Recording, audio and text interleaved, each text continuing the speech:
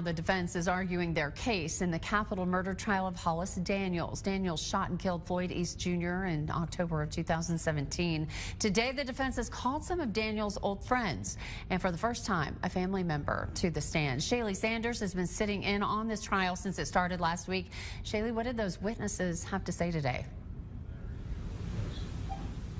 Angie, a number of Daniels' old friends from Texas Tech University took the stand today. They all testified that Daniels was a totally different person when he was on Xanax. They described him as being aggressive, unemotional, and forgetful when he was on that drug.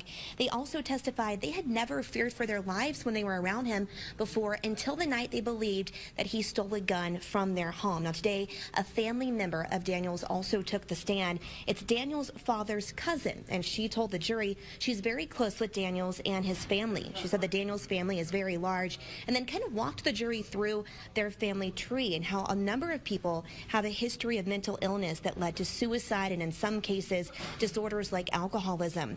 She said she wasn't aware of Daniels' personal struggles with depression, and she was shocked to learn of the deadly shooting. She said that is not the man that she knows. Now, another family member of Daniels also took the stand. This one was related to his mother. She also described a family history of depression and mental illness. Right now, they have just recessed for lunch. We do expect them to pick this back up here in about an hour or so. We'll continue to bring you live updates from right here at the courthouse. Angie. All right. Thank you, Shaylee.